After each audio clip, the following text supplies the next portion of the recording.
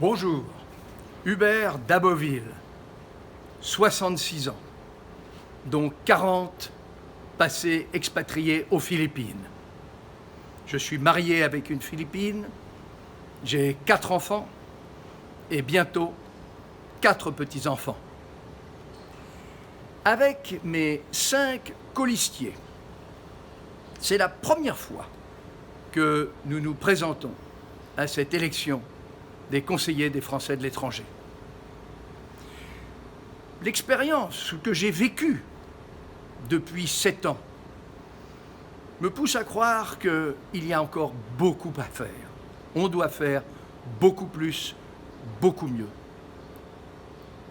Ce que je souhaite, c'est que nous soyons véritablement à votre écoute. Grâce aux parlementaires de la République en marche, dont nous sommes les alliés, nous pourrons répondre facilement, rapidement à vos questions. Voilà l'engagement que ma liste, la République en marche aux Philippines, s'engage à suivre.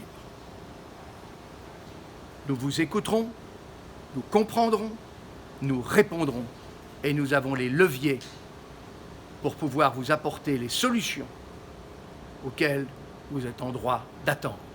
Je compte sur vous. Venez voter la semaine prochaine par Internet. Première fois que ce vote est mis en place. Quelle chance! Soyez nombreux. Et ensuite, le 30 mai, venez voter au consulat. À bientôt. Bonjour, je suis Marie-Christine Coquescal. Je suis, avec mon équipe, candidate pour les Pays-Bas à l'élection des conseillers des Français de l'étranger et du délégué consulaire.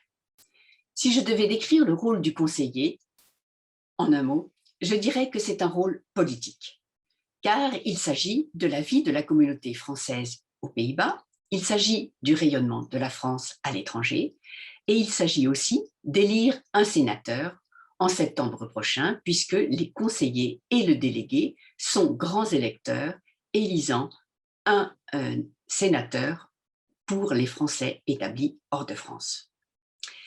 Le conseiller est un médiateur. Il a un rôle de médiation entre les personnes et les institutions. Il est un maillon riche de 2 cultures, la sienne, langue, culture, histoire, et celle du pays dans lequel il réside et dans lequel il connaît les pratiques culturelles. Son rôle est de représenter, d'informer et d'agir pour les Français de la communauté française aux Pays-Bas. Il lui faut comprendre les besoins de ces Français, les expliquer aux autorités. Il s'agit de connaître les droits des Français et leur expliquer dans la transparence quelles sont les mesures qui sont prises, les décisions qui sont prises au sein du Conseil consulaire.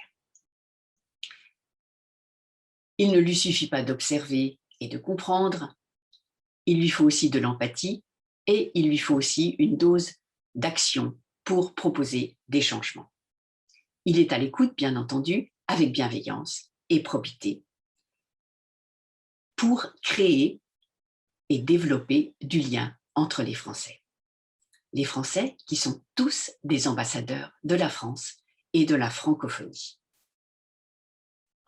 Bonjour, je suis Joël Doglioni, conseiller des Français de l'étranger en Colombie. Je suis sortant. J'exerce ce mandat depuis 18 ans, où j'écoute, j'aide et protège mes compatriotes.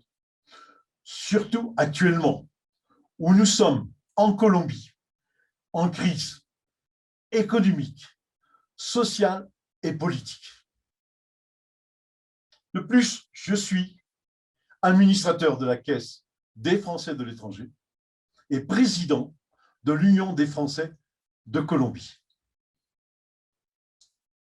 Dans mon prochain mandat, je serai aidé par des colistiers qui représentent très bien la société française de Colombie, de culture colombienne et française.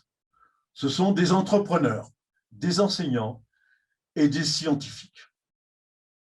investi par la République en marche, par le mouvement radical, social et démocrate, et soutenu par le MODEM et Agir, ma liste est Action et solidarité en Colombie.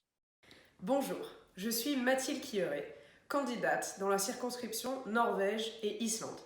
Avec mes colistiers, c'est la première fois que nous nous présentons à l'élection des conseillers des Français de l'étranger.